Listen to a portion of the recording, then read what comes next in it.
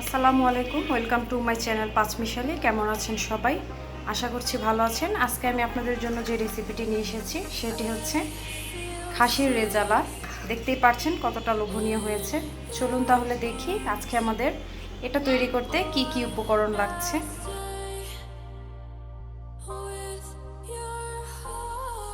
এর জন্য এখানে আমি নিয়ে নিয়েছি 1 চা চামচ জিরা, আর নিয়ে নিয়েছি একটা জয়ফলের অর্ধেক, জয়ত্রী নিয়েছি 2 পিস, 4টা ছোটো এলাচ, একটা বড় এলাচ, 2 টুকরা দারচিনি এবং 1 চা চামচ পোস্তদানা। এখন এগুলো সবগুলোকে আমি ভালো মতো একটা ব্লেন্ডারের মধ্যে গুঁড়ো করে নিব। আপনারা চাইলে বেটেও নিতে পারেন, সমস্যা নেই। এখানে আমি একটি ফ্রাই প্যানে তেল বসিয়ে দিয়েছি। এই তেলটার মধ্যে আমি পেঁয়াজ বেরেস্তা করেছিলাম মাংসের জন্য, সেখানে এখন আমি রান্নাটা শুরু করব। এর জন্য এখানে আমি দিয়ে দিয়েছি 1/2 কাপ তেল, আর এখন এর মধ্যে দিয়ে দিব পেঁয়াজের পেস্ট। এখানে 1/2 কাপ পেঁয়াজের পেস্ট আছে। আপনারা চাইলে পেঁয়াজ কুচিটাও দিতে পারেন, কিন্তু গ্রেভিটা যাতে খুব ভালো হয় সেজন্য এখানে আমি পেঁয়াজের পেস্টটা ব্যবহার করেছি।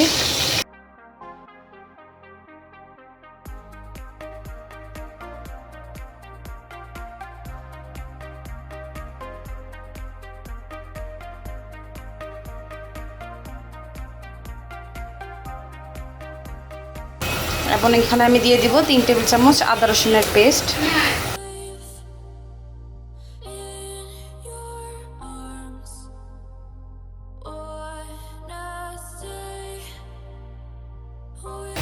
এখন এটাকে আমি খুব ভালো মতো একটু কষিয়ে নিব, পেঁয়াজের পানিটা শুকিয়ে আসা পর্যন্ত।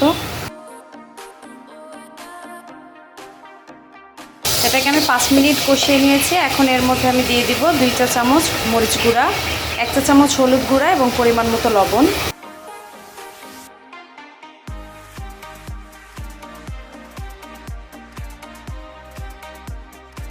আপনারা এই রেসিপিটা ফলো করে কিন্তু গরুর মাংস দিয়েও এটা করতে পারেন।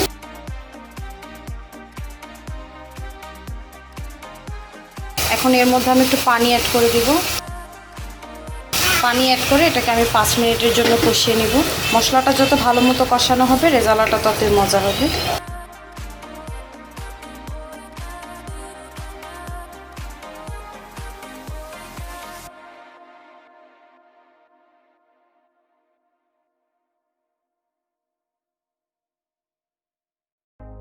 মশলাটা কষানো 5 মিনিট হয়ে গিয়েছে। এখন এর মধ্যে আমি যে গুঁড়া করা মশলাটা ছিল সেটা আমি দিয়ে দিব।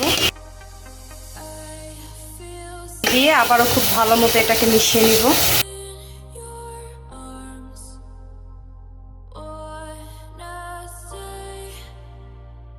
প্রয়োজনে এখানে আরও একটু পানি ব্যবহার করা যেতে পারে।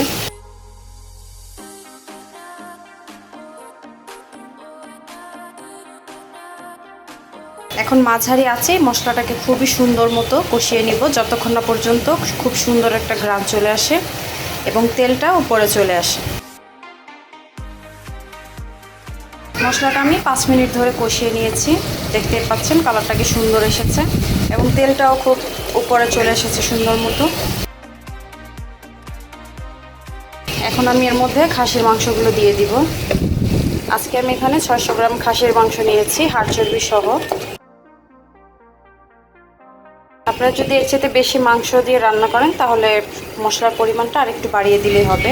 আর এই পরিমাণে আপনি 1 কেজি মাংস রান্না করতে পারবেন, কারণ আমরা ঝোলটা বেশি পছন্দ করি, সে কারণে আমি মশলাটা একটু বেশি ইউজ করেছি। আপনি এখানে 1 কেজি পর্যন্ত গরুর মাংস কিংবা খাসির মাংস দিয়ে এটাকে রান্না করতে পারবেন।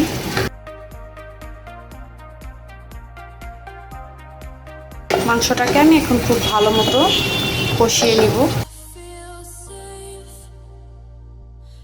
চুলার আঁচটা মিডিয়ামের চাইতে একটু কমে রেখে এখন আমি এটাকে 15 মিনিট কষিয়ে নিব। 15 মিনিট পর আমি ফিরে আসলাম।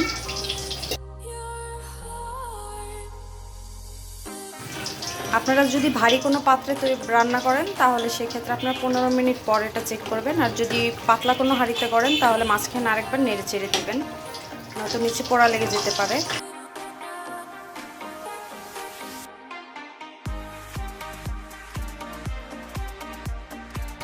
এখন এখানে আমি পানি সহ দিয়ে দিচ্ছি 5 টেবিল চামচ টক দই।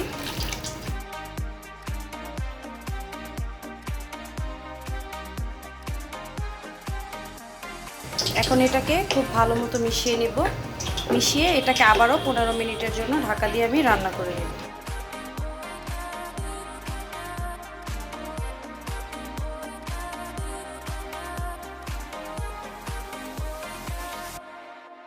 আবারও ফিরে আসলাম 15 মিনিট পর। মাংসর তেলটা উপরে চলে এসেছে। আমি সর্বমোট 30 মিনিটের মতো এটাকে কষিয়ে নিয়েছি। এখন এর মধ্যে আমি দিয়ে দিব হাফ কাপ পরিমাণ পেঁয়াজ বেরেস্তা।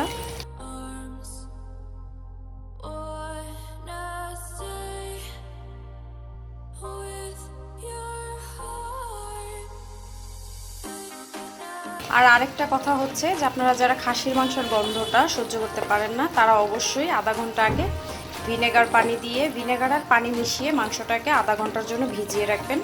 আজকে আমি সেভাবেই রান্না করেছি। ভিনেগার পানির মধ্যে আধা ঘন্টা এটাকে আমি ভিজিয়ে রেখেছিলাম।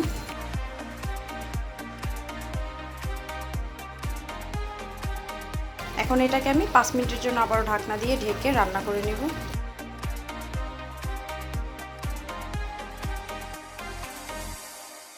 আসলাম 5 মিনিট পর।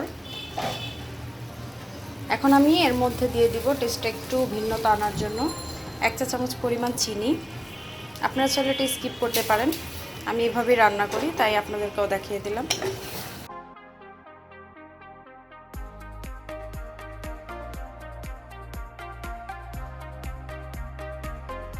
আমার রান্নাটা প্রায় শেষের দিকে। এখন আমি এর মধ্যে কিছু কাঁচামরিচ অ্যাড করব, তারপর এটাকে আমি নামিয়ে ফেলবো।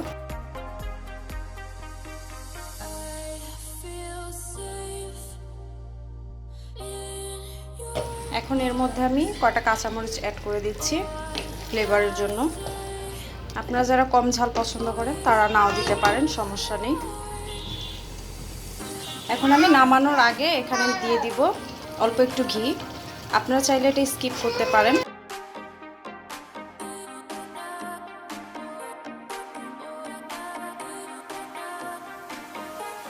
ঘিটা মেল্ট হয়ে গেলে আমি আমার রান্নাটা নামিয়ে ফেলবো।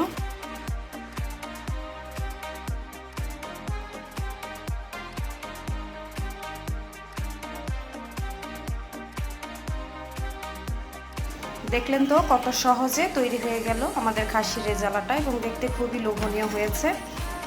তেমন কোনো মশলাই কিন্তু আজকে আমি ব্যবহার করিনি। তো এরকম সহজ সহজ রেসিপি পেতে অবশ্যই আমার চ্যানেলটিকে ফলো করবেন, সাবস্ক্রাইব করবেন, ফ্যামিলি মেম্বারের সাথে শেয়ার করবেন। সবাই ভালো থাকবেন। সে পর্যন্ত আল্লাহ হাফেজ।